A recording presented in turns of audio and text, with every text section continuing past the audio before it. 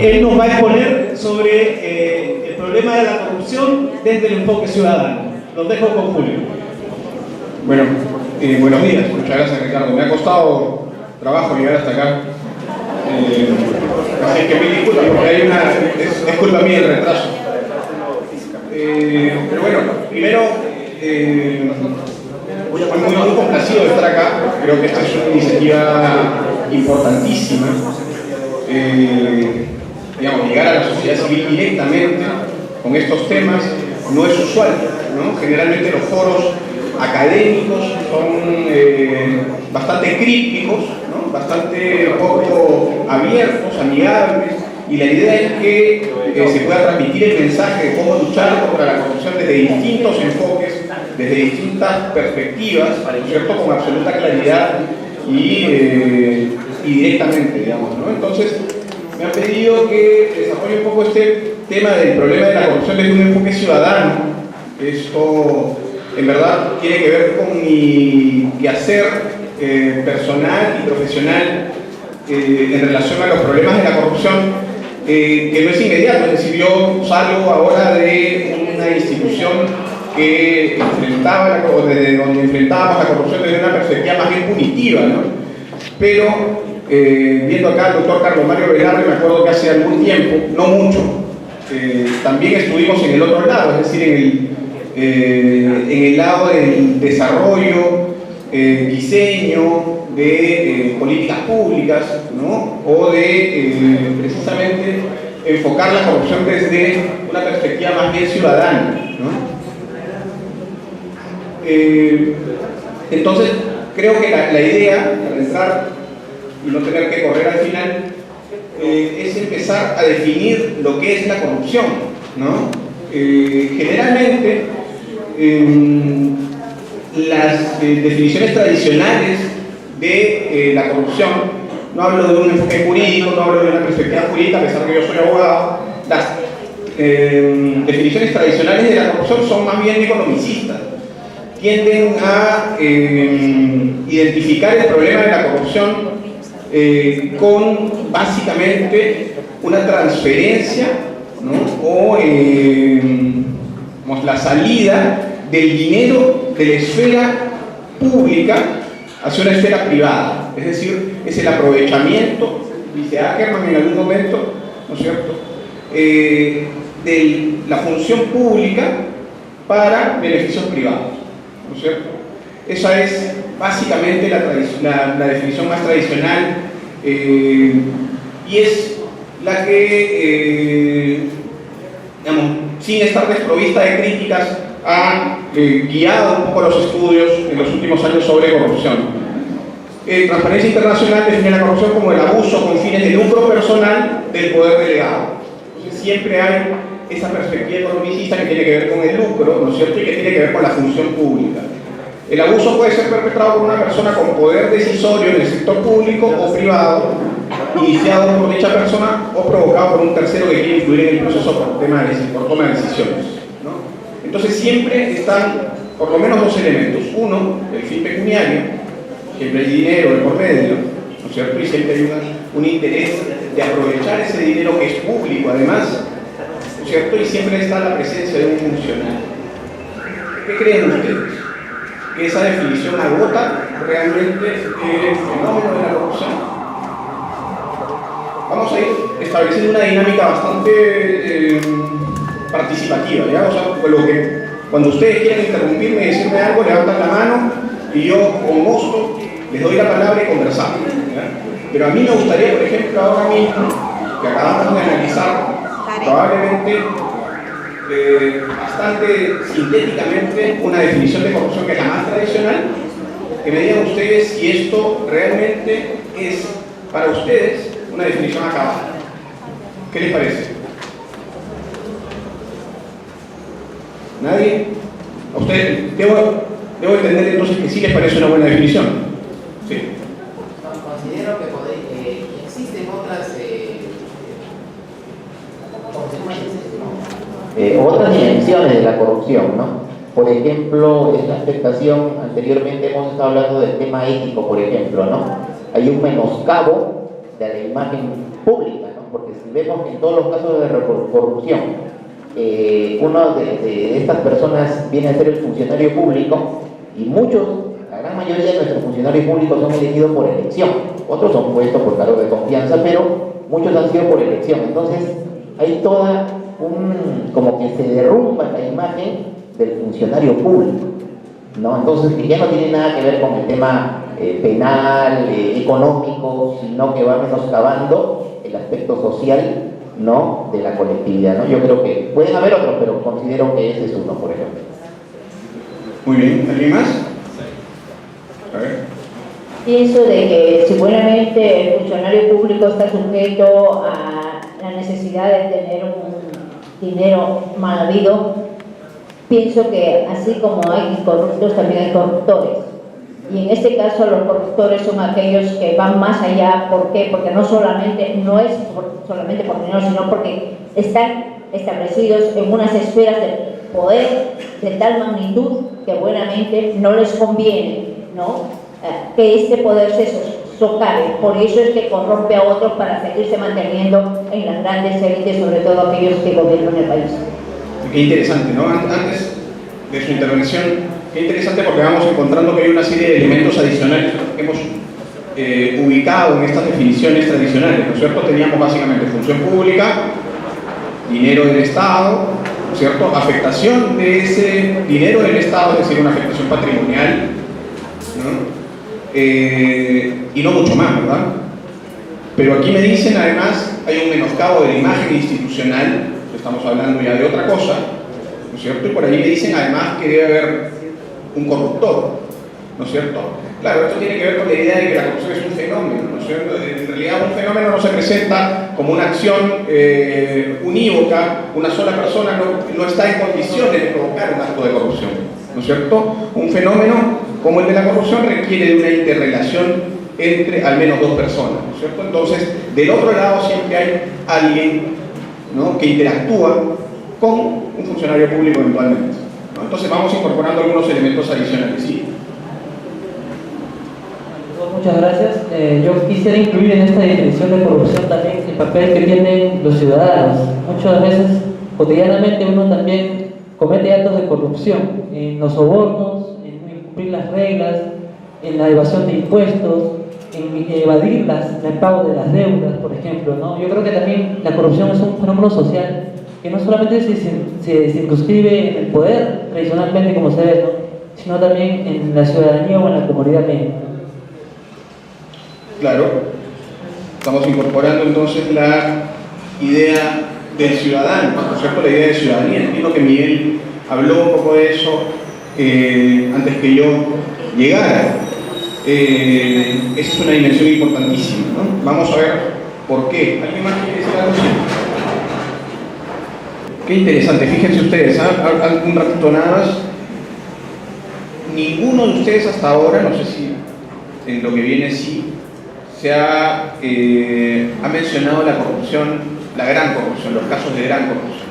Ustedes me han mencionado siempre, en las 4 intervenciones que acabamos de tener, situaciones de corrupción administrativa, pequeña corrupción, ¿no es cierto? Hay dos formas, o hay una división que es, digamos, la más usual y la más correcta, ¿no?, para dividir metodológicamente la corrupción, que es gran corrupción o corrupción a gran escala, que involucra, por ejemplo, situaciones de captura del Estado, ¿no?, y la pequeña corrupción, la corrupción administrativa, la que dice la señora, es decir, esta que impide el acceso a servicios, ¿no? Mi pregunta sería, y después de esto vamos con las intervenciones que faltaban, pero vamos a dejar esta respuesta para después. ¿Hay una conexión entre los casos de pequeña corrupción y la gran corrupción? La corrupción a gran escala, la corrupción de los funcionarios de primer nivel. ¿Hay una conexión entre ambas formas de presentarse la corrupción? Pero primero, sí.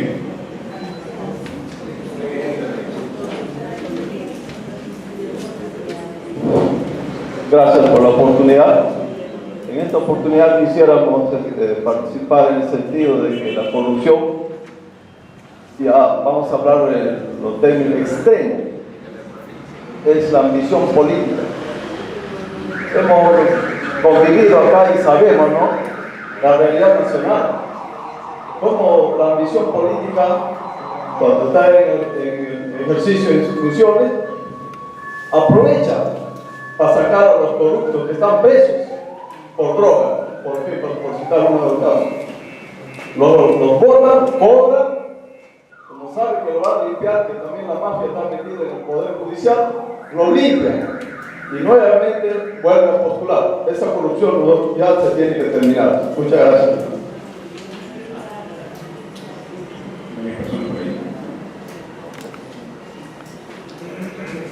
Ante todo, buenos días, señor procurador. La persona que habla es su admiradora por la lucha que usted ha hecho por la lucha que usted ha hecho en el Estado contra los corruptos. Usted preguntaba que si hay una relación entre pequeña y gran corrupción, si existe esa relación. ¿Por qué le digo? Nosotros, acá en Goma, hemos fiscalizado y denunciado los actos de corrupción del anterior alcalde Miguel Saldaña. ¿Qué sucede? Él se religió y al reelegirse se coludió con Alan García para la venta del Aeroclub de Coyique y con el alcalde de Castañeda para dividir nuestro parque Sinchirroc. ¿Por qué? Nosotros hicimos denuncia ante el control interno, Contraloría, ellos nos dieron la razón, pero hay principios que dice el principio de mesero. Es un candado por el cual hasta ahora Contraloría no nos da una respuesta. Y también denunciamos ante el Ministerio de Economía y el control interno del Ministerio de Economía nos dio la razón y anuló un proyecto del cual hasta ahora está en litigio la urbanización Santa Cruz.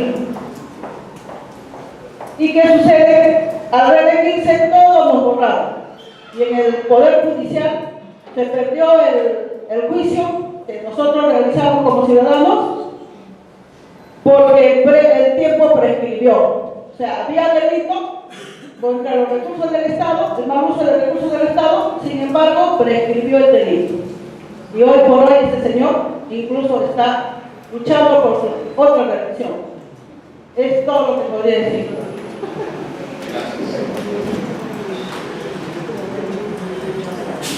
Muy buenos días, señor procurador. Pero hay muchas veces, ¿verdad? Gracias, tengo la oportunidad de conocerlo muchas veces, no lo he dicho.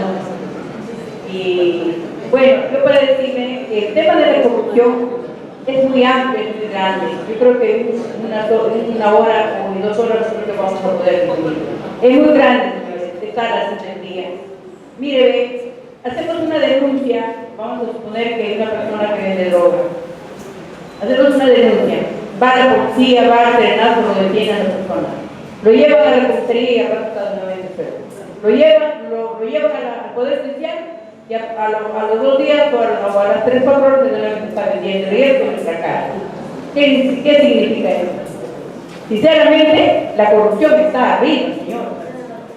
Lo que tenemos que hacer es como pueblo organizarnos, pues, porque ya no hay justicia para nosotros. Vamos a suponer que nosotros tenemos, porque no tenemos dinero.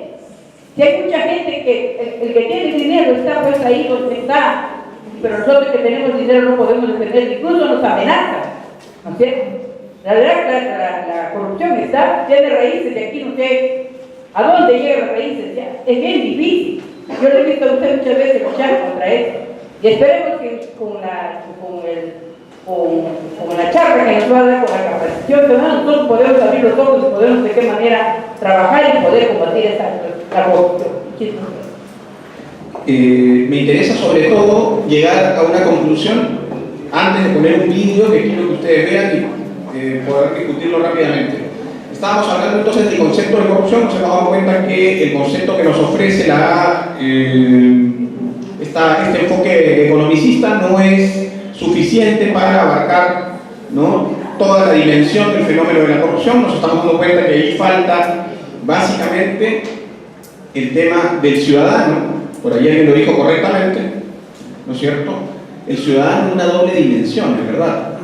como víctima de la corrupción, pero también como partícipe de ella, ¿no es cierto? Estos casos de corrupción administrativa tienen, entonces, como agente a un ciudadano que tiene que ir a la institución pública, ¿no?, y entregar dinero para ser atendido en el colegio, para ser atendido en el hospital, para ser atendido en el Poder Judicial, ¿no es cierto? Un justiciable que va y habla con un auxiliar jurisdiccional o con un juez, ¿no?, y quiere sacar copias del expediente, tiene que pagarle a ese juez o a ese auxiliar por esas copias, ¿no? Entonces hay una doble dimensión del ciudadano que participa del acto de corrupción de un lado, pero también sufre las consecuencias de la corrupción del otro. ¿Cómo la sufre? ¿Cómo creen ustedes que la sufre? A ver, cuando una mamá o el papá va al colegio público a escribir al chico, ¿no?, para el nuevo año escolar, y la directora de ese colegio le pide una cuota extraordinaria para poder escribir, ¿no? ¿Qué ocurre en ese momento? ¿Qué se está vulnerando? ¿Qué está pasando? ¿Qué derecho? El derecho a la educación, ¿no es cierto? No solamente de ese niño que en ese momento no va a poder ser inscrito o que va a ser inscrito pagando un dinero. En general, ¿no es cierto? Porque eso se extiende y saben que se vulnera el derecho a la educación de todos los ciudadanos, por extensión. En el ejemplo que les ponía de este sujeto justiciable, un actor en un proceso penal, por ejemplo, ¿no?, que va al juez y encuentra por allí un abogado que le dice: no te preocupes, pero yo te puedo resolver el caso muy fácilmente porque yo conozco al juez justamente que ve tu caso, ¿no? El juez que ve tu caso es mi amigo, entonces no te preocupes tú, ¿cuánto me ofrecen por eso? Yo puedo hablar con él y esto se soluciona muy rápidamente. ¿Está en juego el patrimonio del Estado en este caso? ¿Sí creen ustedes? ¿Por qué? El patrimonio, estamos hablando de plata, de dinero. La primera definición de corrupción. ¿Está en juego? ¿Por qué?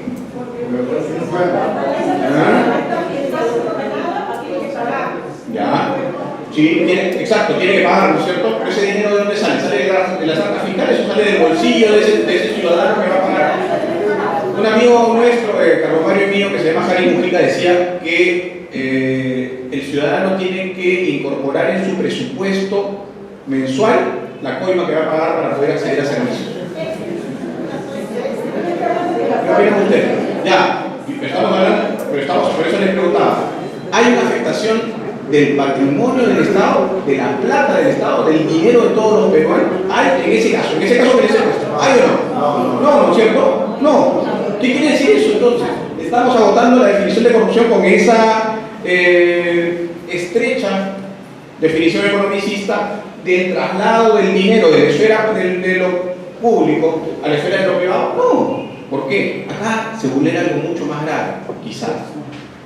Esto se llama tráfico de influencias y aquí se vulnera el derecho de acceso a la justicia en términos igualitarios. ¿Se dan cuenta ustedes que ese sujeto que le va a pagar, ¿no es cierto?, a este particular, porque ni siquiera es un funcionario público, que le dice: yo conozco al juez, ¿qué está pasando aquí? Lo que está pasando básicamente es ese mensaje que está entregando el sujeto que invoca la influencia, que dice tener la influencia aunque no la tenga, ¿no?, está haciendo que se deposite en el imaginario colectivo, en la mente de la gente, la idea de que para acceder a la justicia hay que tener o influencia o dinero. Se pierde algo mucho más grave probablemente que el dinero público. Nadie se está robando el dinero, en ese caso, en otros casos sí. En ese caso no. En ese caso hay una afectación directa a un derecho fundamental. Lo vamos a ver más adelante, ¿ya? Pero lo que quería era que quede claro que ese concepto está desprovisto de una serie de situaciones que nosotros conocemos en nuestra vida doméstica, en la vida diaria. Nosotros sabemos que muchas veces somos partícipes de actos de corrupción. Había un juez en España que entraba siempre que daba una conferencia en todos los foros y decía: buenos días, señoras y señores corruptos. No levantaba personas. Muchos de nosotros, seguramente muchas veces sin advertirlo o sin reflexionar acerca de lo que hacemos, tenemos conductas antiéticas, muchas veces, en lo doméstico, ¿no es cierto?, en lo más íntimo. En realidad, de esta manera, lo que estamos aquí presentes es porque de alguna manera estamos luchando contra todo este flagelo que es la corrupción. Entonces vemos autoridades, funcionarios que también están luchando, pero que son muy escasos en los éxitos que pudieran lograr. Por eso nuestra solidaridad, nuestro empeño de poder apoyar a todas aquellas personas públicas que tratan de hacer algo frente a este flagelo. Dicho esto, estimado Julio, yo lo que quería también definir un tanto lo que es la corrupción es en el sentido de para mí la corrupción es como una enfermedad, es una plaga, es un virus que aniquila la mente, le lava el cerebro a una persona, a un individuo, que nadie nace malo, nos hacemos malos dentro de la vida. En ese sentido, y somos también responsables cada uno de nosotros porque no hacemos nada para evitarlo. Y es más, nos volvemos cómplices de la corruptela porque no hacemos nada, no denunciamos, nos hacemos de la vista gorda, mientras que a mí no me afecta, no importa. Con la lógica de ahora que la mayoría de los ciudadanos manejan es, si un funcionario, vamos a llamarnos aquí alcalde, hace obra, no importa que robe, dice la gente, no importa, con tal que me ha puesto mi pizza de ella, no importa que haya robado, no me interesa. Entonces, a ese extremo hemos llegado, por lo mismo que somos muy indiferentes sobre estos hechos. Esa es mi parte de lo que podríamos llamar también la corrupción, otra definición más común. Yo lo considero como un virus que nos está matando a toda nuestra mente. Muchas gracias. ¿Se puede? Claro, sí. Ahí lo van a avisar. Por favor, ya que usted ha sido procurador, yo tengo siempre una duda y siempre me preguntan por lo mismo. Antes de que salga el señor García de la presidencia, había 600 concesiones mineras esperando. Esas concesiones son gratuitas, cualquier país puede venir a invertir acá sin que pague algo por ello, es decir, sin que esté registrado en alguna nota que sea de Contraloría, ¿no? Tanto ingresó o no ingresó. Simplemente lo que consideramos nosotros únicamente por lo bajo cuanto a veces. Y es otra cosa también que la buena pro que se da en aquellas empresas transnacionales que vienen también gratuitamente a invertir. Tenemos la empresa Cálida que va a poner el gas en todo el mundo.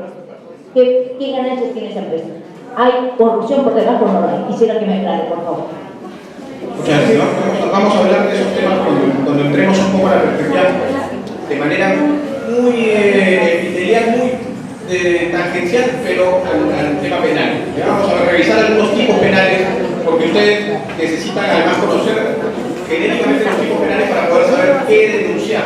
Cuando estamos frente a un delito, me imagino que Miguel les ha dicho cuando estamos frente a una conducta antiética, pero vamos a tratar de encontrar cuáles son las conductas que sí están tipificadas en el Código Penal, conductas que son delictivas, ¿ya? Para que ustedes puedan tener suficientes herramientas para poder denunciar esta situación. Bueno, a ver, lo que una intervención más y después cerramos con el tema del consejo. Buenos días, señor. En verdad, yo quisiera que me respondiera a una pregunta muy importante. Yo sí me quedo decepcionada de todo el aparato judicial y en especial en el momento que usted lo presidía. Usted me conoce, yo soy la directora de la Aeroclub de Colima. Usted me mandó una carta diciéndome que el señor Castañeda Rocio, el señor Saldaña y el mismo Ala García no tenían ni un viso de corrupción en todo lo que se había visto con lo que es el problema de Colima. De repente en este momento no había visto usted la realidad de todo lo que se viene. Pero nosotros hemos sacado 9.000 pruebas, le hemos entregado al Congreso de la República y eso se va a ventilar en estos días probablemente, y si no será para el mes de agosto. Pero en esto sí, la corrupción está en todos los niveles. Está desde el nivel más bajo hasta las esferas más altas, como ha sido el señor Ala García. Este es el problema que tenemos. No quiero ahondar más por el debido a los procesos que tenemos, como usted lo sabe, y lo que sí me gustaría saber, ¿qué piensa usted si habrá alguna forma de sancionar a toda esta gente, en especial al señor Saldaña, que se quiso ser, que él no habló con el pueblo, no hizo un un referéndum con el pueblo para vender el aeródromo, para regalarlo, porque lo ha regalado a 28 dólares el metro cuadrado, una cifra irrisoria, que ni siquiera han pagado lo que es el impuesto de Alcabal, ¿no? Entonces todas estas cosas están dándose acá en Comas, y nosotros, el pueblo, la sociedad civil, nos hemos puesto de pie, Señor, no por el hecho de lo que está pasando, porque ya esto se está viniendo, pues nuestra sociedad está muy debajo, está viniendo por debajo de todo lo que está pasando. Pero ¿qué pasa? Nosotros tenemos derecho. Nosotros, Comas, tenemos un problema muy grande. Tenemos el problema de la gran contaminación que tiene nuestro pueblo. Tenemos Lima, los aires de Lima vienen hacia Comas y los aires del Callao también vienen hacia Comas. Bajan se topan en los cerros y bajan. Nosotros hemos estudiado, tenemos documentación en cuanto a lo que es el problema de salud acá en Comas. No solamente eso, nosotros le pedimos al señor Saldaña que si bien tenía el estudio de impacto ambiental, del impacto de transporte y todo eso, y nos dijo que ese no era su problema de él, eso venía con el tiempo, porque esas empresas que trabajaban le iban a traer a nosotros ese estudio, y no fue así, señor. Eso es todo. A ver, vamos a aclarar algunas cosas. Los tipos penales, y quizá podemos entrar ya, no sé si dejamos para después el video. Hay distintas formas de definir la corrupción, por cierto, como estábamos hablando, ¿no? Las tradicionales apuntan a una relación en la cual interviene un funcionario necesariamente y hay un desplazamiento del dinero público hacia una esfera privada. Pero hay, por cierto, una definición muy importante que es la del Código Penal. Esa definición no es una sola, sino son definiciones de conductas típicas, ¿no?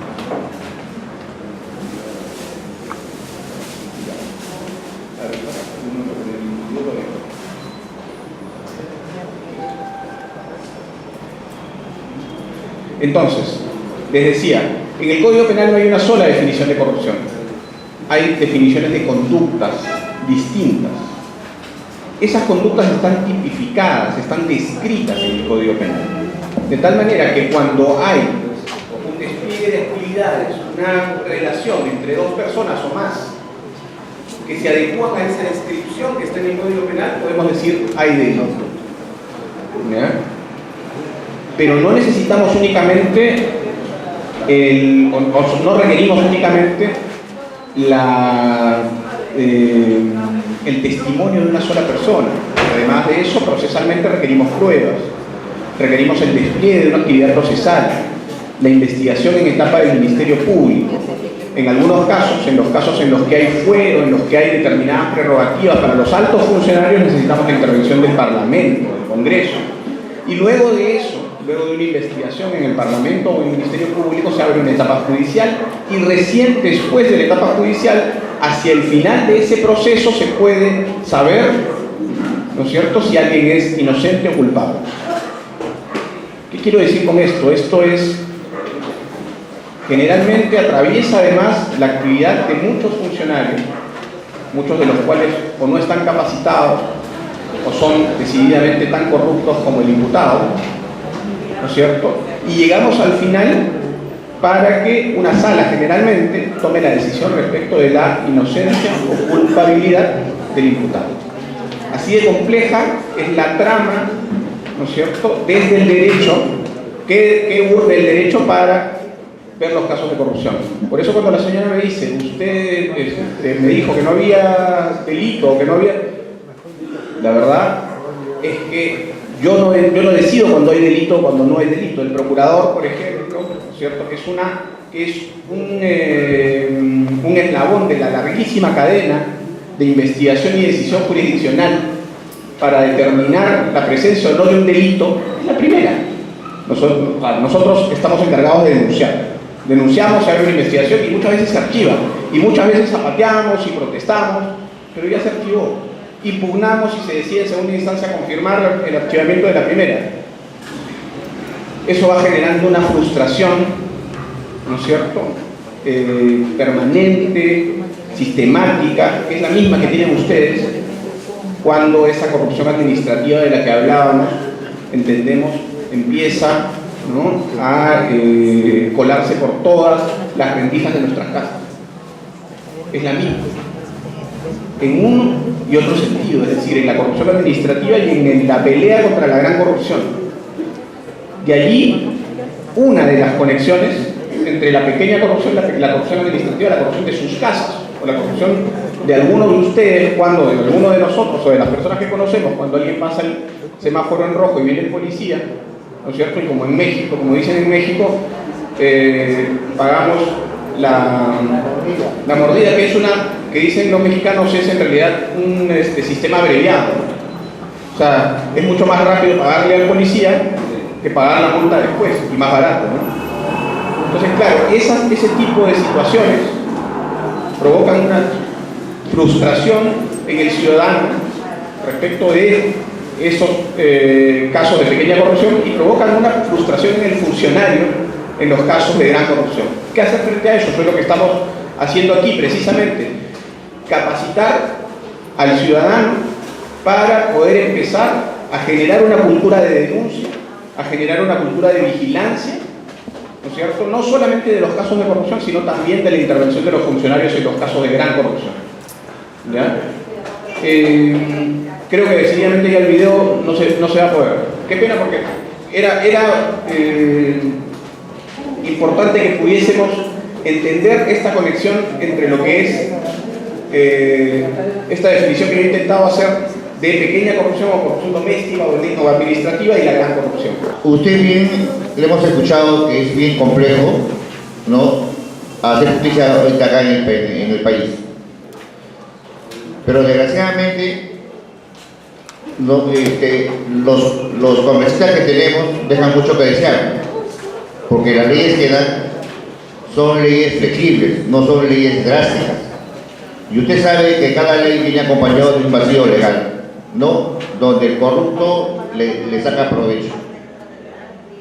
Yo agradezco esta capacitación. Yo sé que dentro de pronto va a haber un empoderamiento de la sociedad civil, pero ¿cuál será nuestra respuesta en el futuro también? Si las leyes son benignas, ¿vamos a luchar contra los corruptos?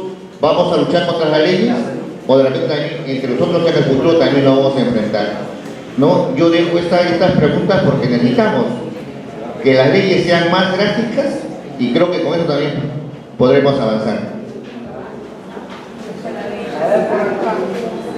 Muchas gracias. A ver, un segundo. Va quedando claro entonces, primero, esta reducción que se plantea a través de esta definición tradicional que yo les planteaba, no es exacta, ¿no es cierto? Tenemos que incorporar al ciudadano como agente y como víctima de los delitos de corrupción o del despliegue de actos de corrupción en general. Ya le dije, si no cubre la cuota de la Sociedad de Padres de Familia, no podemos inscribir a su hijo. Si mañana no pagamos 300 pesos, no podemos inscribir a Paco en la escuela. No, pues va a tener que mocharse con una lana, maestro. Está obstruyendo la vía pública, ¿no? Está perfecta, ¿no? Sí. Ah, y a propósito, señorito, le tuve que cambiar todo el sistema de frenos. Es su seguridad, señorito. En los dos de junto voy a hacer endodoncia para que nunca te vuelvan a doler. Y en los frontales yo no pondría frenos, sino unas carillas de resina para que te quede una sonrisa espectacular. Y hay un tratamiento de blanqueado. Para agilizar el trámite tenemos que repartir. Bajita la mano serían unos 50,000 pesos. Con 100,000 pesos nos entregan la licencia de construcción del proyecto Bosques en 2 días, ingeniero. Necesitamos soltar más dinero. Se está complicando lo de la licencia y hay que dar $500,000 de mordida. Mire, licenciado, si usted nos autoriza la ampliación del crédito, todos vamos a ganar. Usted gana, nosotros ganamos. Hay un negocio muy interesante, pero necesitamos dinero fresco, que esté bien limpio, fuera de toda sospecha. Bien sabe que lo apoyamos incondicionalmente en todo, señor secretario, y Llegado el momento, nos... Está bueno. Le recomiendo que tenga todo listo. En unos días le damos la concesión.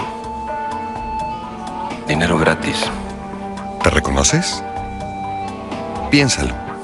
Mejor corta la cadena de la corrupción. No se preocupe, señora, ya se lo dije aquí, nadie le va a pedir ninguna cuota.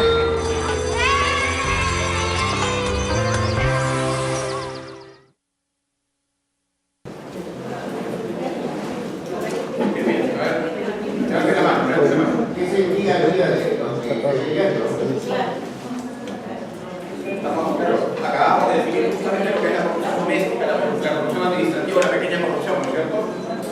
Y le estamos viendo ahí. Pero solamente estamos viendo eso. Solamente estamos viendo casos de pequeña corrupción, casos de corrupción administrativa. Solamente. A ver, en orden. Levantemos la mano y orden. A ver. ¿Quién quiere? A ver.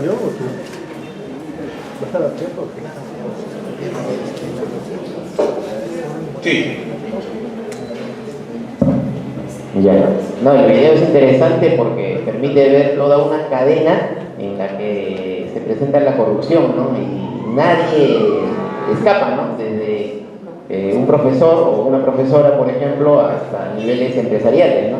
Entonces, el sistema abarca en todos los niveles de la sociedad, ¿no? Eso es lo que se puede ver. ¿Alguien más? Sí. O sea, estamos viendo allí, claro, casos domésticos, ¿no es cierto? La señora que habla con el esposo y le dice, bueno, tenemos que inscribir al hijo en el colegio. Y la señora va al colegio. Eso es el ejemplo que yo les puse, además, ¿no es cierto? De cómo se difuminan los derechos, cómo perdemos derechos cada vez que hay un acto de corrupción, cada vez que alguien nos pide una cuota extraordinaria que no tiene por qué pedirnos. Lo que pasa aquí es que perdemos derechos, todos. No solamente la gente, no solamente la señora que va a inscribir al hijo y su hijo, todos, por extensión. Pero al mismo tiempo, claro, decían, además estamos viendo que la corrupción está presente en diversas situaciones, ¿no es cierto? En las más domésticas y en las más altas de la esfera de la administración pública. Claro, pero no estamos viendo el caso también que hay una conexión íntima entre esa corrupción doméstica, esa corrupción que ocurre en nuestra vida diaria, ¿no? Con la corrupción a gran escala a nivel de los funcionarios más altos, sí.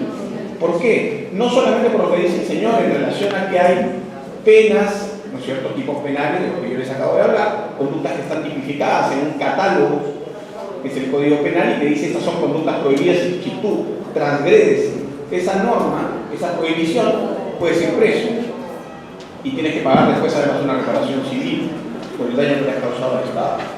Claro, es verdad, el derecho penal tiene un fin preventivo, ¿no es cierto? Trata de disuadir al sujeto para que no cometa delitos.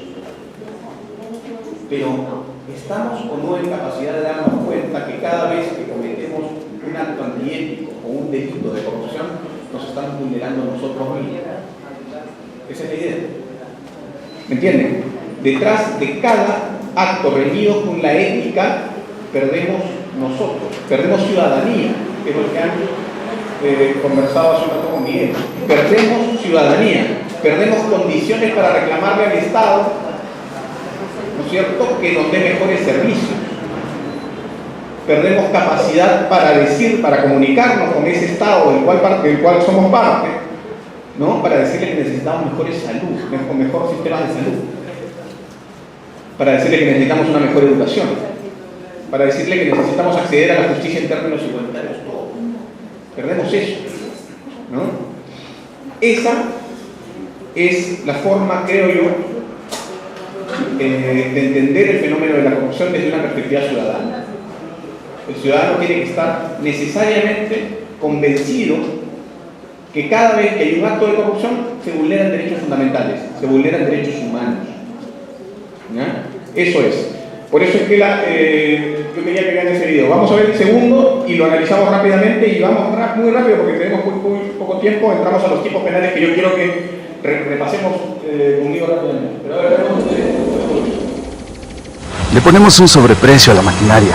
La cosa es arreglarse con el representante de la cooperativa. Aquí la gente ni se entera. Ah, qué licenciado, de veras. ¿Qué tal si nos vamos a platicar a un lugar más privado? Tengo algo que proponerle sobre el crédito para la nueva maquinaria.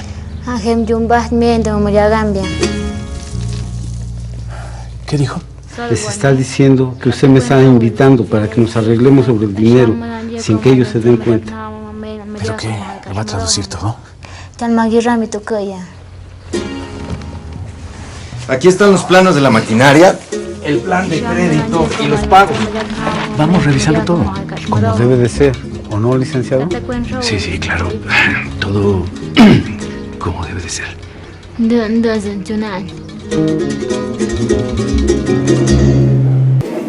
A ver, yo creo que este segundo vídeo que alude más bien a un tipo de conducta que sin duda es una conducta antiética y que puede resultar ser una conducta delictiva dentro del espectro, como les decía, de tipos penales que están contenidos en la norma de prohibición, ¿no? La vamos a ver mucho mejor repasando los tipos penales, que es lo que yo quiero hacer con ustedes para... Este taller tiene que ver, este curso tiene que ver necesariamente con ganar experiencia para poder denunciar, para poder vigilar, ¿no es cierto? Y para poder conocer cuáles son las conductas que están reñidas con la ética, pero que están reñidas además también con las normas de prohibición penal. Entonces los delitos de corrupción, como les decía, se encuentran en el Código Penal, ¿no? Son delitos contra la administración pública, ojo, libro 2 del Código Penal, y básicamente están separados en algunos grandes tipos penales que desarrollan algunos tipos más específicos. El peculado. Antes de eso les quiero comentar algo que me parece interesante y que nosotros hallamos en la Procuraduría muy temprano. Hicimos un estudio de cuáles eran los tipos penales más recurrentes, más frecuentes, cuáles eran las conductas delictivas que se repetían más en la administración pública, porque nosotros teníamos competencia para revisar la administración pública. Y el delito que más se repite en todo el Estado es el delito de peculado. ¿Qué es el peculado? El peculado es la figura que se aplica cuando el funcionario o servidor público se apropia, utiliza en cualquier forma para sí o para otro dinero o bienes que han sido confiados por razón de su cargo. El peculado tiene que ver con la administración de fondos públicos. Es lo que se llama en el derecho penal un delito especial, porque es especial para determinadas personas. No solamente para funcionarios públicos, sino para funcionarios públicos que son además administradores de fondos públicos. ¿Qué nos informa entonces el hecho de que en el Estado peruano el delito más recurrente sea el de peculado? Nos informa que tenemos un problema severo con la administración de fondos públicos. Que cada vez que un funcionario tiene plata del Estado en sus manos, hay un riesgo gigante de que esa plata salga de la esfera de lo público y pase a la esfera de lo privado. Eso nos informa el delito de peculado y nos informa el hecho de que en el Perú, en el aparato estatal, este delito sea prácticamente el 70% de los casos de corrupción a nivel nacional. 70%.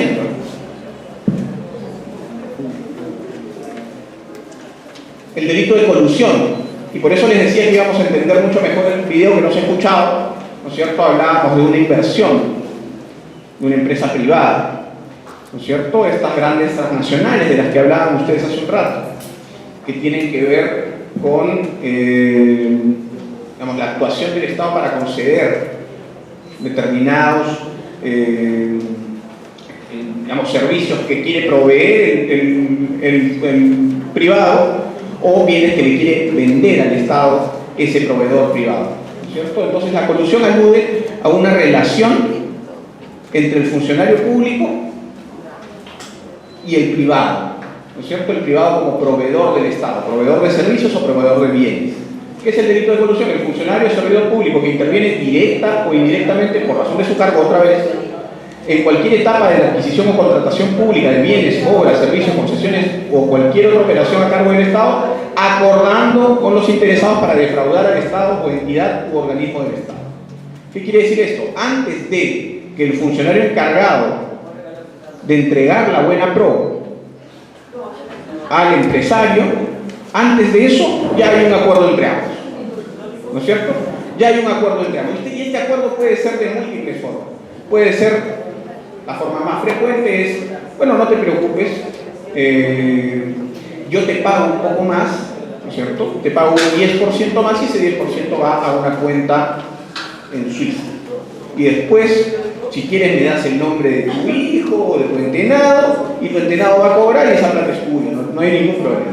Pero como eso es tan frecuente y activa las alarmas muy fácilmente, ¿no es cierto? Y una búsqueda de los testaferros de un sujeto, cuando esos testaferros tienen una relación directa con el sujeto, no es tan difícil cuando hay voluntad política y cuando hay voluntad de investigar judicialmente y cuando los estados además se comunican entre sí, porque muchas veces el dinero sale, ¿no es cierto?, del espacio nacional y va a bancos del extranjero donde los controles financieros son más relajados, ¿no? Como esa modalidad de este delito de colusión, que significa, ya les digo, concertar antes de la concesión, antes de eso ya hablaron y ya decidieron quién va a ganar. Tú vas a ganar tanto, ¿no es cierto? Tú vas a ganar la obra, tú vas a ejecutar la obra en tanto tiempo, esto te va a costar tanto y tú te vas a beneficiar con tanto. Eso es colusión. Pero les hablaba de esta modalidad recurrente, ¿no es cierto?, que tiene que ver con el pago del 10%, el famoso diezmo. Eso ya quedó en el olvido. Un profesor de Derecho decía que el derecho, precisamente el derecho penal, no es el brazo armado de la ética. O sea, el derecho no corre a la misma velocidad que la mente humana, que la perversión de la mente humana, del corrupto, ¿no es cierto? El corrupto está mucho más en ventaja que el legislador, que tiene que prever sus conductas. O sea, ¿qué pasa si, por ejemplo, estos dos conversan efectivamente y la idea no es que se pague un 10% más y este 10% vaya a un banco en el extranjero, sino, por ejemplo, se acuerda que una vez que tú ejecutas la obra, tú tienes asegurada la licitación, tú vas a hacer la obra, ¿no es cierto? Tú, empresario transnacional, llegaste a mi país y bien, yo te voy a conceder, ¿no?, esta licitación y tú no me tienes que pagar nada ahora. Pero en unos años, en 1 o 2, tú me contratas una vez por mes para dar conferencias en el extranjero por $100.000 o $150.000. ¿No? Qué fácil, ¿no? Qué fácil, porque esa modalidad supone la entrega por parte del funcionario, donde este sujeto va a ir a dar una exposición y un recibo por honorarios. O sea, él gira su recibo por honorarios y hay una remuneración por la capacitación. Es como si yo en ese momento estuviera cobrando $100.000 y yo hubiese sido proveedor del Estado previamente. O más bien, funcionario entregando la concesión a un proveedor en el Estado. No sé si me dejo entender. Bueno, esos espacios no hay delito, me dicen, ¿por qué? Se convierte en algo lícito. Pero no, el delito, ojo, y en los delitos, y cuando hablamos de delitos en lo penal, ¿no es cierto?, hablamos de conductas que quedan consumadas en determinados momentos. Hablábamos de la concertación. El delito de colusión se consuma, se termina, se identifica una vez que hay esa concertación. O sea, si el funcionario concertó con el proveedor que la modalidad para pagar por esa preferencia va a ser después, eso no importa. Ya concertaron y por lo tanto ya se cometió el delito. ¿No es cierto? Es como el delito de lavado de activos, donde el dinero que es ilícito entra, ¿no?, en un circuito formal ilegal, un circuito financiero. Eso no quiere decir que no sea delito. El delito se cometió precedentemente, ¿no? Eso es producto de un delito o de una serie de delitos. Es lo que pasa en el delito de colusión. Entonces, vamos viendo ya dos tipos penales, sí.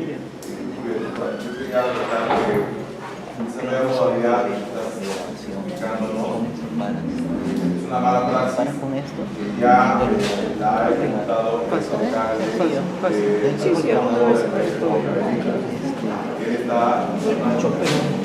Sí, yo en realidad escuché por ahí algunos nombres y yo no me estaba refiriendo a ningún caso en particular, pero ustedes conocen varios casos de esos, porque han sido públicos, ¿no es cierto?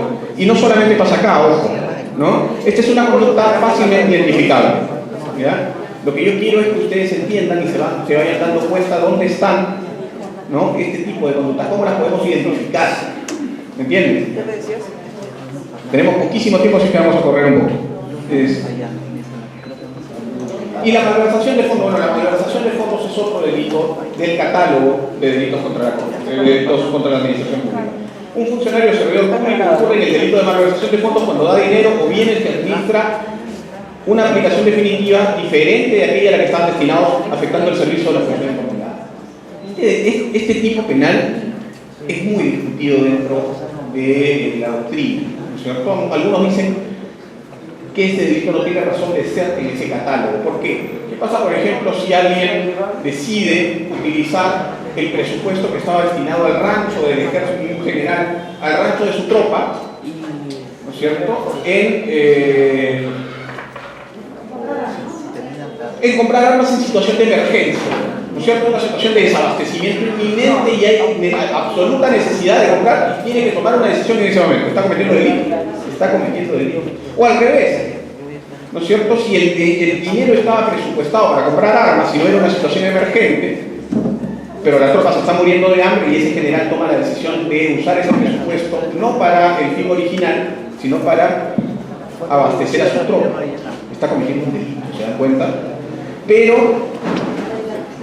hay casos en los que la figura, y son los más, por cierto, lamentablemente, en los que hay un fin distinto dentro de la administración, pero ese fin es absolutamente absurdo, es baladí, ¿no?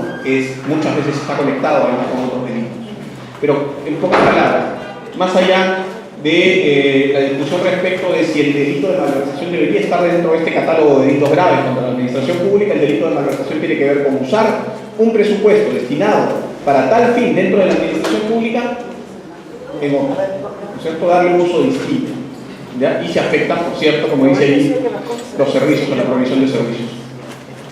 El cohecho, aquel que bajo cualquier modalidad ofrece, da, promete ventaja, donativo, beneficio a un funcionario o servidor público para que realice un actos de violación de sus obligaciones. Estamos hablando del apoyo, ¿no es cierto?, de lo que yo les decía hace un rato, de la mordida, del pago al funcionario, del pago al policía, le pasa la luz roja y le das 20 soles, ¿no? El trámite abreviado, como les decía, dicen los mexicanos, ¿no? Ustedes, no sé si hubiesen pensado como yo antes de entrar a la Procuraduría y enfrentar los delitos de corrupción, todo el catálogo completo. Yo pensaba que el delito más frecuente, más recurrente era el delito de cohecho, es decir, que se pagaba, ¿no es cierto?, a un funcionario para que cumpla o deje de cumplir su función, ¿no? Y no, fíjense ustedes, estamos viendo que los delitos están en orden de ocurrencia: peculado, colusión, malversación y después cohecho, ¿ya? Esto tiene dos explicaciones probablemente.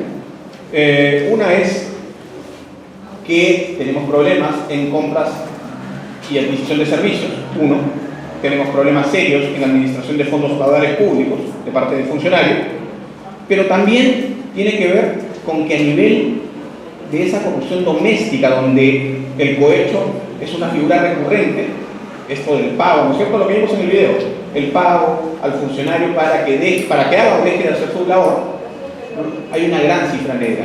Y eso tiene que ver con la ausencia de denuncia, y eso tiene que ver con la ausencia de mecanismos idóneos para la denuncia.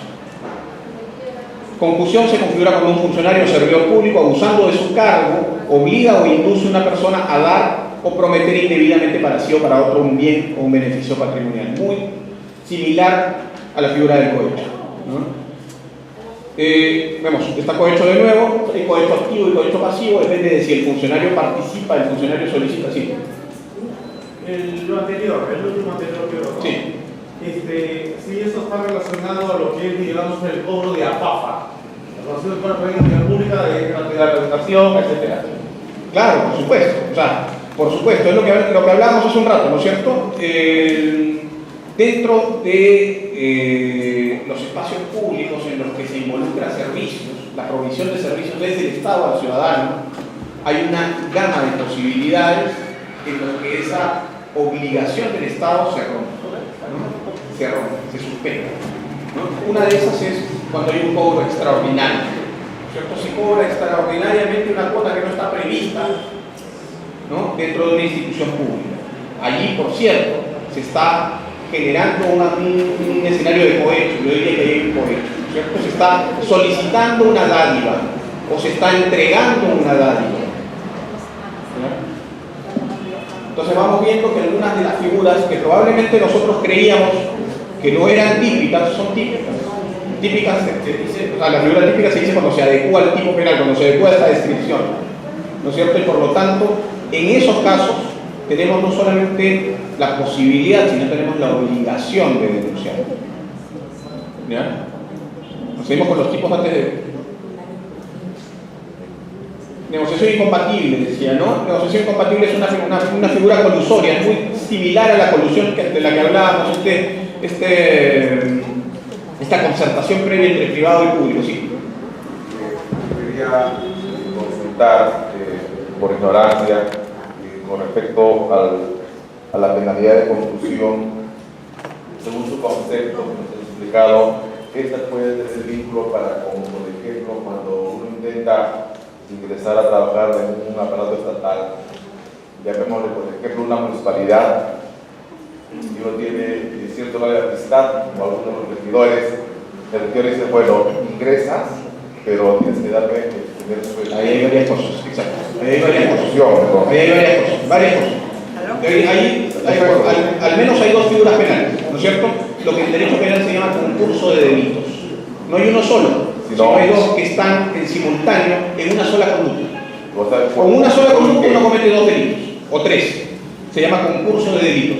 Y estábamos hablando, claro, si hay una dádiva entregada al funcionario, hay cohecho probablemente, o concursión.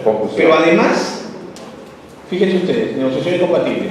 Este delito se configura cuando el funcionario servidor público, en forma directa o indirecta o por acto simulado, se interesa indebidamente en provecho propio o de un tercero por cualquier contrato o operación que interviene por razón de su cargo. Cualquier contrato, puede ser un contrato para comprar algo, pero puede ser un contrato para adquirir los servicios profesionales de alguien, ¿no es cierto? Lo cual en la administración pública merece un concurso. ¿No es cierto? Los postulantes deben concursar, deben presentarse y adecuar su perfil a los TDR, a los términos de referencia, y tienen finalmente que ganar un concurso antes de acceder a un puesto público. Pero si el que va a decidir, cualquier funcionario que sea, que se interesa, ¿no?, por ese concurso y dice, bueno, hay tres, pero a mí me interesa que gane el concurso 3 en particular, porque eso no me va a pagar, o no me va a pagar, no importa. ¿No es cierto? Esa no es parte de la... Eso no configura el delito de negociación incompatible, configura el delito de cohecho, que le pague. Pero si no le paga, igual es negociación incompatible, porque ya hubo un interés de parte del funcionario público en que uno de esos tres postulantes gane, por la razón que sea. ¿Ya? Entonces, claro, se parece mucho al delito de colusión, ¿no es cierto? Se parece mucho. No exige, a diferencia del delito de colusión, no exige el acuerdo previo. Aquí hay mucho más una intención unida, ¿no es cierto? La del funcionario. Por supuesto que puede haber complicidad del que quiere acceder al puesto o el que quiere acceder a la concesión o el privado que entra, ¿no es cierto?, para establecer una relación con el Estado. Tráfico de influencias, ese es el caso que yo les ponía, ¿no es cierto? Un sujeto que va, que por teléfono le dice a alguien más, oye, tienes un problema judicial y yo conozco a los jueces, qué casualidad, ¿no? No importa si lo conocen. O sea, no importa, y eso tiene que grabárselo porque es muy importante. Es decir, ese sujeto que dice conocer al juez y le dice al que tiene un problema en ese juzgado, yo te puedo ayudar porque yo conozco al juez, yo tengo influencia sobre el juez, no necesariamente tiene que conocer al juez y no necesariamente tiene que ejercer la influencia sobre ese juez. Basta con que lo diga, basta con que lo invoque para que el delito se cometa. ¿Ya? ¿Por qué?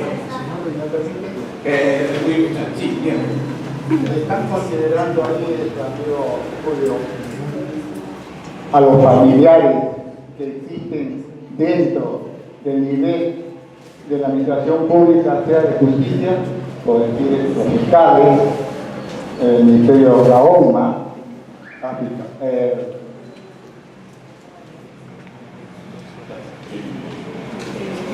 si están considerando eso, que hay familiares que existen dentro del régimen de justicia, familiares, que digamos, el fiscal tiene a su primo que trabaja en la mesa de resolución O como está sucediendo ahorita, y no lo están diciendo acá, el señor que está reelegido, Corte Suprema, señor Heredia, hasta 10 de familiares. Entonces, ¿cómo se va a poder combatir si la institucionalidad está enfrentada por el Tribunal Constitucional se enfrenta con el Congreso? El Congreso se enfrenta con la Procuraduría, la OMA se enfrenta con la Fiscalía. Dígame usted ahora, ¿estamos protegidos los ciudadanos si entramos a un juicio? Nada. Varias cosas en lo que usted ha dicho y tiene razón en todas, ¿no?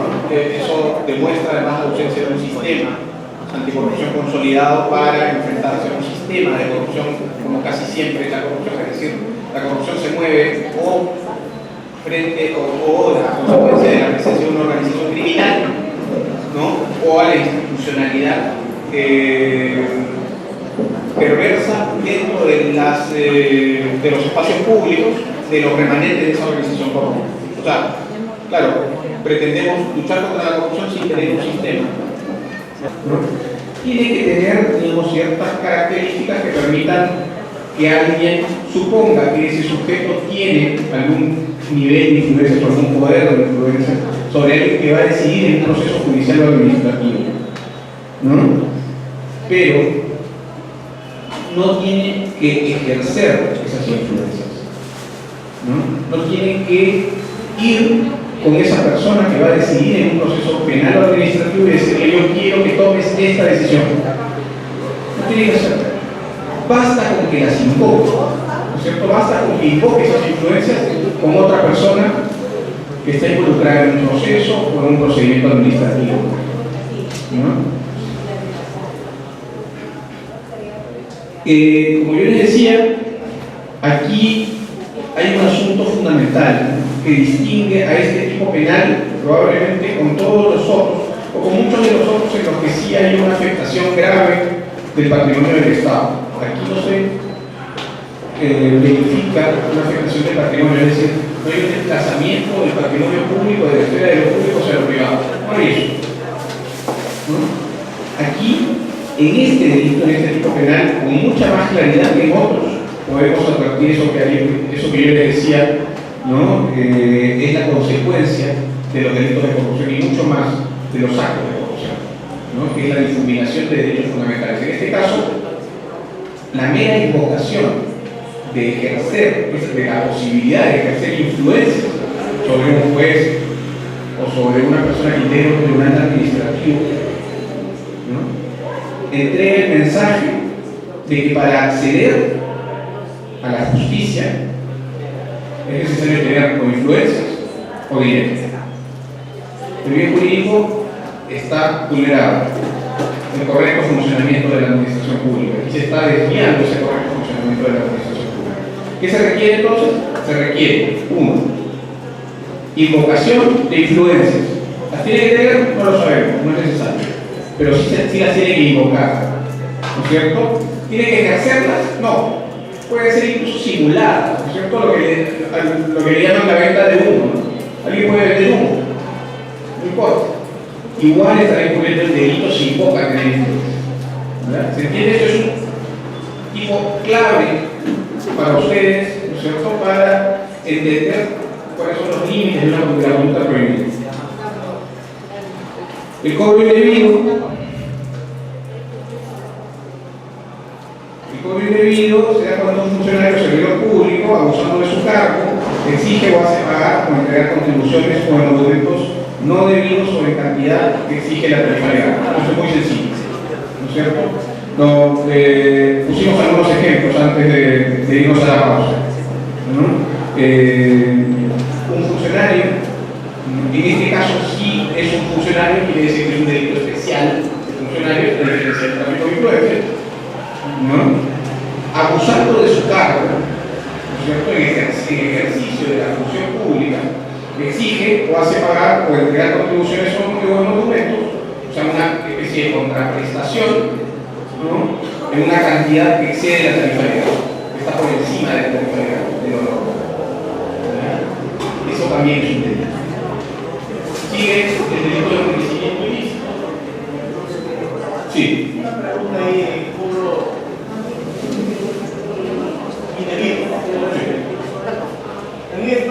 la mayoría de autoridades, funcionarios como directores de instituciones educativas públicas,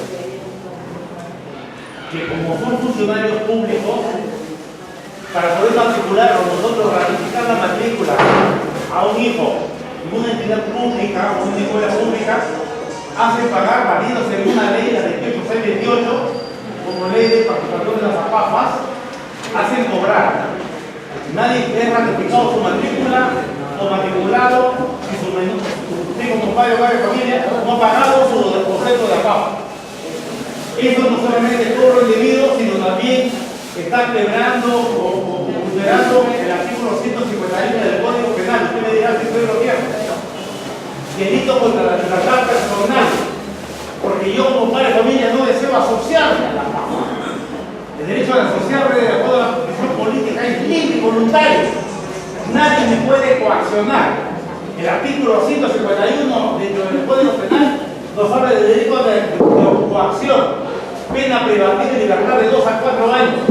Entonces los directores, si se cumple con el debido proceso, debe darse penalidad también. ¿Eso es así? A ver, primero nos estamos moviendo del espectro de delitos contra la administración pública, ojo, y estamos hablando de un colegio público en el cual se hace un cobro extraordinario, evidentemente ilegal, ¿cierto? Porque no puede haber un condicionamiento al pago de una cuota extraordinaria para poder acceder a un servicio público, ¿no? Pero no hay coacción en la medida en que usted puede salir de allí y no está obligado, ¿no es cierto? Usted puede ejercer su derecho de denunciar eso como el delito de cobro indebido, por ejemplo, o de cohecho eventualmente, si es que la solicitud está desprovista de cualquier tipo de contratación pública y legal. Pero si hay un cobro adicional a la tarifa legal, usted puede denunciar por delito contra la administración pública, el delito de cobro indebido. No sé si me dejo entender. Hay que ser muy rigurosos al momento de hacer la adecuación típica, que lo que yo le decía, es decir, no todas las conductas humanas que se despliegan en la interacción de los seres humanos y que presuntamente son similares a la descripción del Código Penal son delitos. Tiene que presentarse una serie de elementos. Nosotros en el derecho penal le llamamos elementos objetivos del tipo, ¿no es cierto? Que son el agente, la víctima, el verbo rector, ¿no es cierto? Pero como yo les decía en el delito de corrupción, por ejemplo, esto es necesariamente cuando hagamos el examen tenemos que ver, ¿hubo concertación? Si no ha habido concertación no hay delito de corrupción. ¿Se dan cuenta? Hay que hacer un examen de todos los elementos objetivos del tipo penal y también los subjetivos. Los subjetivos tienen que ver con el dolo o la culpa. O sea, ¿hay conciencia y voluntad de para cometer el delito o no la hay? ¿Ya? Son los dos elementos del delito. Pero bueno, estamos entrando en dudas que creo que no son necesarias. Decía, el delito de enriquecimiento ilícito es un tipo penal complejo y es un tipo además que tiene un tratamiento distinto en la doctrina y en el mismo código, ¿no? Vamos a leer lo que hemos puesto aquí, tratado de hacerlo más simple. Este delito se configura cuando el funcionario o servidor público, abusando de su cargo, este es un elemento objetivo del tipo abuso de cargo, incrementa ilícitamente su patrimonio, otro elemento, ¿no es cierto? Incremento de patrimonio. Incrementa ilícitamente su patrimonio respecto de sus ingresos legítimos. ¿Qué quiere decir aquí? Que hay una desproporción entre los ingresos, ¿no es cierto?, y el patrimonio del funcionario. ¿Ya? Se considera que existe indicio de enriquecimiento ilícito cuando el aumento del patrimonio del gasto económico personal del funcionario o servidor público, en consideración a su declaración jurada de bienes y rentas, es notoriamente superior al que normalmente haya podido tener en virtud de sus sueldos o emolumentos percibidos o de los incrementos de su capital o de sus ingresos por cualquier otra causa ilícita. ¿Se entiende, verdad?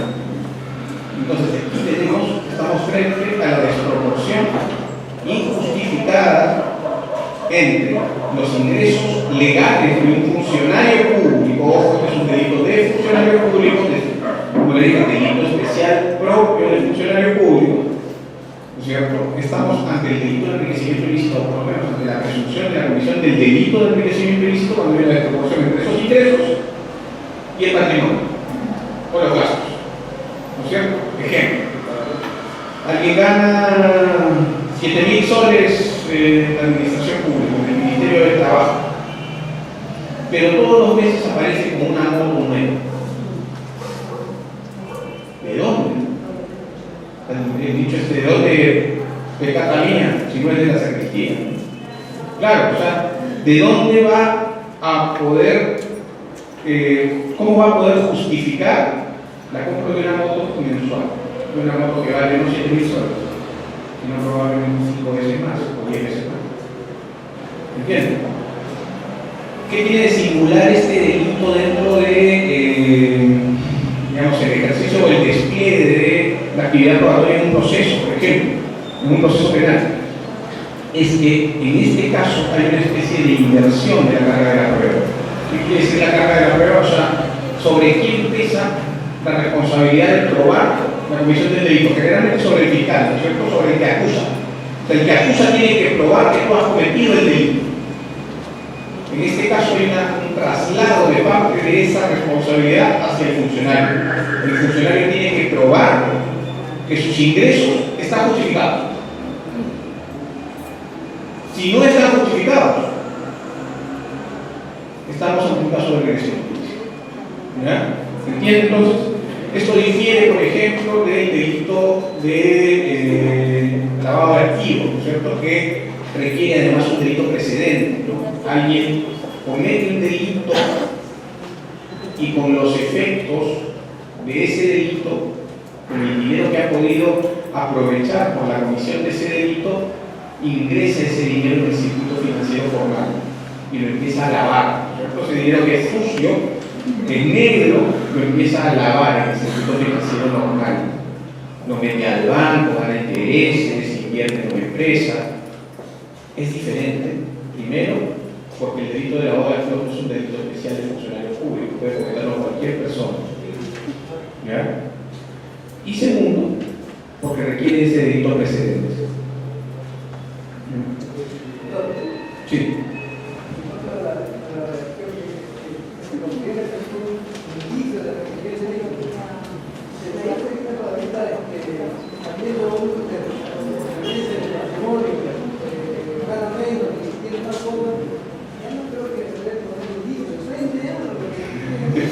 Claro. Ojalá fuera tan sencillo. Ojalá fuera tan sencillo. El problema es que a ver, los delitos en los que se requiere el examen del patrimonio del imputado, ¿no es cierto?, requieren asimismo de una serie de exámenes adicionales. Cuando se percibe que hay una desproporción entre los ingresos y los gastos, lo que tiene que hacerse en principio es, por ejemplo, un peritaje que establezca con certeza si esa desproporción no se justifica. No sé si me dejo entender. Por eso hablamos de indicios al inicio. Cuando activamos una investigación preliminar en el Ministerio Público, cuando le decimos al fiscal que tiene que abrir una investigación, requerimos únicamente indicios. O sea, no tenemos que tener pruebas concretas de cargo. No tenemos que tener certeza sobre la culpabilidad del funcionario o del privado que ha participado en un delito de corrupción. Únicamente necesitamos indicios. Estaba pensando, o sea, puede ser también la palabra indicio porque a lo mejor resulta que después sí podía justificar, por ejemplo, recibió una herencia. Exacto, ¿se dan cuenta? O sea, esa herencia, por ejemplo, tiene que ser parte del examen de un perito que diga, ojo, aquí tenemos un indicio, claro, son 7.000 soles los que gana mensual, pero nadie sabía y el padrino de este sujeto le había donado una empresa que en el extranjero gana, digamos, que tiene ingresos hasta por $20.000 mensuales. Entonces, cada 5 de cada mes le llega el dinero de su cuenta bancaria. Entonces, hay que explicar esa resulta de proporción. Por eso, hay un indicio que puede o no ser corroborado mediante que avanza la investigación. No, eso se llama signos de que debe no hay compatibilidad con lo que gana y con lo que tiene. Excelente, así es. Y aquí hay algo que va a empatar con lo que yo voy a terminar en un rato, y es que hablamos de declaraciones juradas, ¿no es cierto? Aquí estábamos hablando en consideración a su declaración jurada de bienes y rentas. Todo funcionario tiene que hacer una declaración jurada de ingreso a la función pública y tiene que hacer una declaración de la salida, ¿no? Para saber con cuánto ingreso y con cuánto se fue. Eso también arroja algún nivel de indicio respecto a un presunto desbalance, ¿ya? ¿Por qué es importante esto y por qué tiene que ver con lo último que les voy a contar? Porque generalmente los datos que uno ingresa en la declaración jurada, todas las legislaciones, porque gran parte de las legislaciones del mundo son públicos, son datos públicos, son datos a los que puede acceder un ciudadano solicitando información. ¿Ya? Vamos a ver más adelante un poquito de eso rápidamente.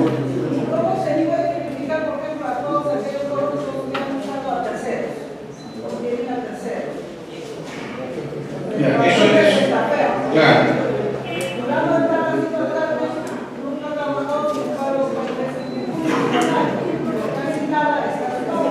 Claro. Es muy importante esa pregunta, ¿no? Muy importante, porque claro, no existe el delito de traspasar los bienes a un testaferro, ¿no es cierto?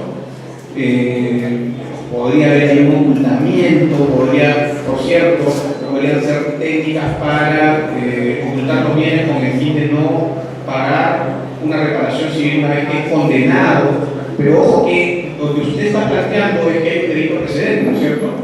Es decir, ahí no estamos hablando del patrimonio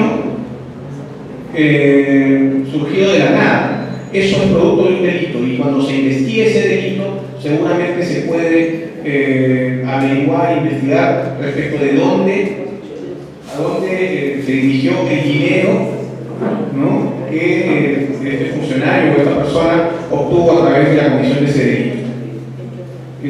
Bueno, no sé si se ha quedado claro hasta aquí. El siguiente, el último, es el patrocinio ilegal, que también es un delito frecuente dentro del catálogo de delitos contra la administración pública, que es básicamente cuando un funcionario servidor público promueve o asesora intereses de particulares ante la administración pública.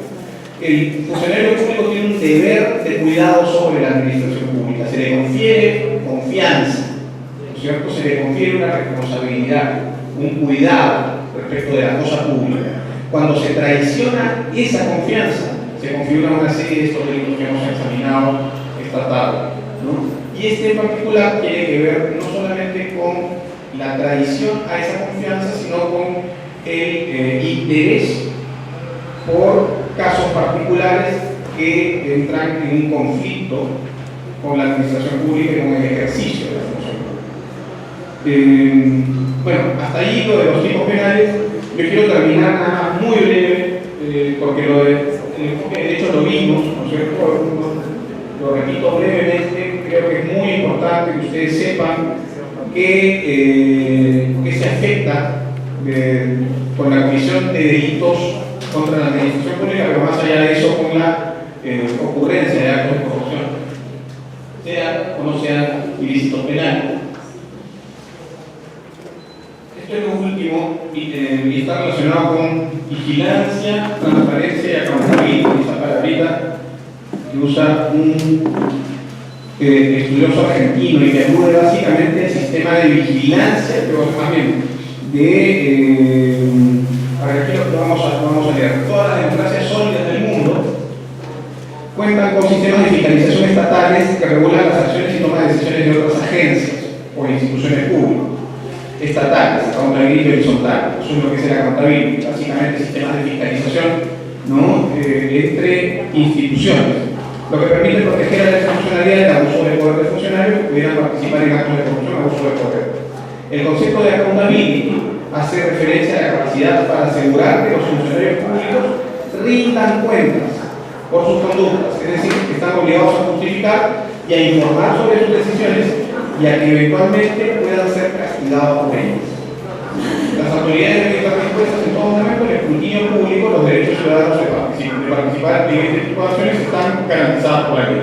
Varias cosas entonces. Aquí el ejercicio horizontal de las instituciones del propio sistema del Estado para asegurar o para hacer menos posible la comisión de delitos al interior de la administración pública, parte del propio sistema público. O el accountability vertical, que tiene que ver con una vigilancia desde la ciudadanía, ¿no es cierto? El ejercicio de esa ciudadanía, lo que hablaban seguramente con Miguel más temprano, tiene que ver también con esa vigilancia, que es un deber, es un derecho, pero es un deber también del ciudadano respecto de sus autoridades. Ese ejercicio de la vigilancia que tiene que ver no solamente con la fiscalización, con la publicidad de los casos de corrupción, sino que tiene sobre todo que ver con la denuncia, ¿no? Con el deber ciudadano de denunciar actos de corrupción. Y finalmente, que tiene que ver con un ejercicio mucho menos relacionado con los sistemas judiciales, pero sí con el ejercicio mismo de la ciudadanía, que es, por ejemplo, el castigo con el voto, ¿no es cierto? Frente a sujetos que han defraudado la confianza pública, ¿no es cierto?, que han vulnerado el deber de cuidado que debían tener sobre la cosa pública. Nosotros tenemos el deber, ¿no es cierto?, de ejercer nuestra decisión como un voto. Si ese sujeto se vuelve a presentar a unas elecciones, tenemos que saber que muy probablemente volverá a hacer lo que ya hizo. Esa es una forma también de ejercer ciudadanía y de instrumentalizar eso que yo les digo, se llama accountability o vigilancia. ¿Ya? Y finalmente,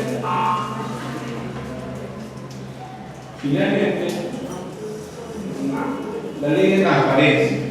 Ustedes están, la ley de transparencia que se ha promulgado hace aproximadamente 12 años, si no me equivoco, 11 años, ¿no? Y la ley de transparencia de acceso a la información, ley 27.806, convendría que todos ustedes la conozcan, se identifiquen y se familiaricen con sus artículos y con las posibilidades que otorga esta norma para solicitar información pública, información que tenemos que conocer, que deberíamos conocer, para denunciar, para investigar, para saber qué está pasando en la administración pública, cómo está utilizando nuestro dinero, entre otras cosas. La ley 27.806, ley de transparencia de acceso a la información, es una ley que regula el principio constitucional señalado en el artículo 2, inciso 5 de la Constitución, que establece como un derecho fundamental de toda persona el de solicitar y recibir información de cualquier entidad pública sin expresión de causa. O sea, no tenemos que decir qué vamos a hacer con la información, simplemente la tenemos que tener, la debemos tener. Dentro del plazo de ley, esto es muy importante, hay un plazo determinado en la ley de su reglamento, y con el costo que suponga el pedido, es decir, puede haber un costo de hojas, pero no puede haber una tarifa por entregar información. ¿Se entiende? Ese derecho es un derecho fundamental y tiene que ver con un asunto elemental. Está relacionado íntimamente con los casos de corrupción. ¿Alguien decía? Doctor, una pregunta. Cuando prepara las municipalidades para pedir esa información de transparencia, ¿sabe el TUPA? Sí. Ya, por ejemplo, se quiere pedir una información de acuerdo al tipo de información que cobra. No, las tarifas, o sea, hay un valor de las hojas, por ejemplo, ¿no es cierto? El costo de las hojas. Si a ustedes alguien les cobrase por la entrega de información, es cobro indebido, ¿no es cierto? Estábamos hablando hace menos de 5 minutos. Entonces tendríamos que ejercer nuestro derecho allí también a denunciar a un funcionario que está actuando en contra de la ley. ¿Me entienden? O sea, hay un plazo adicional, lo que ve el reglamento de la ley, son 7 días primero y 5 días después, son días hábiles, o sea, no se cuentan sábado y domingo. Ustedes pueden insistir en el pedido y finalmente hay una posibilidad frente a la renuencia de la administración pública, se puede activar la justicia, ¿no es cierto?, a través de una acción que se llama la acción de habeas data, ¿ya? Se judicializa. Esa es otra cosa, eso funciona en la administración pública, ¿no? Son en el marco de actos administrativos. En este caso estamos hablando de un ciudadano que va a pedir información, únicamente información. ¿Por qué les decía que es importante información? La información denota transparencia de parte de la administración pública. Si la administración, ¿qué pasaría si todo estuviera en los portales? Se puede. Todo podría estar en un portal de internet de una institución pública. No sería necesario ni siquiera pedir información, ¿no es cierto? O sea, si la administración pública fuese absolutamente transparente, no tendría que haber siquiera un pedido ciudadano de pedir información, porque todo estaría en esa plataforma web y podríamos acceder libremente todos los ciudadanos a esa información. Obviamente hay algunas restricciones, ¿no es cierto? Hay alguna información que es reservada, que no se puede entregar. La ley prevé expresamente cuáles son los supuestos en los que no se puede entregar información. Todo lo demás es público, todo lo demás es transparente. ¿Por qué es importante? Decía un juez de la Corte Suprema Norteamericana que el mejor desinfectante es la luz del sol. ¿Cierto? La luz del sol es el mejor desinfectante.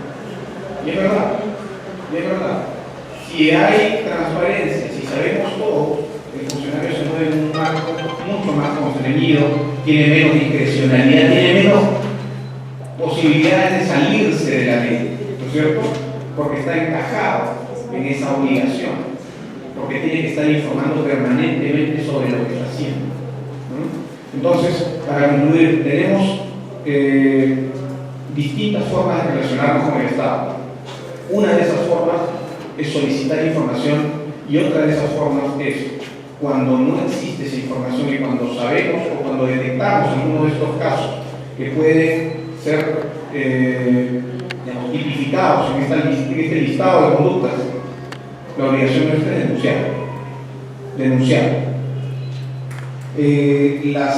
Otro gran problema son las vías de denuncia. Ya no hay tiempo para hablar de esto, pero siempre es importante que ustedes sepan que las vías formales de iniciar una denuncia por delito de corrupción o por cualquier otro delito son la policía y el Ministerio Público. Y sin embargo, ¿no? Una vía previa no prevista en la norma, pero igualmente importante y eficaz, podría ser la Procuraduría. La Procuraduría Anticorrupción en estos casos tiene representación en todos los distritos judiciales del Perú. Entonces, ¿qué podría hacer la Procuraduría? Lo que sea, señor, efectivamente, claro, nosotros no decidimos, ni siquiera decidimos si se abre o no investigación, pero ¿saben qué hacemos? Vamos y decimos al fiscal, tienes que abrirle el negocio. Tienes que abrirle. A veces no la abre, simplemente, ¿no? El fiscal de la Nación nos dejó varias veces algunos pedidos de investigación no al presidente. Pero hay una posibilidad cierta para entregarle información a la Procuraduría de que esta Procuraduría puede iniciar una especie de pesquisas previas a la entrega de la información al Ministerio Público y a la apertura de investigación preliminar de carácter formal, ¿no? Es muy importante que ustedes sepan eso. Bueno, y conmigo eso es todo.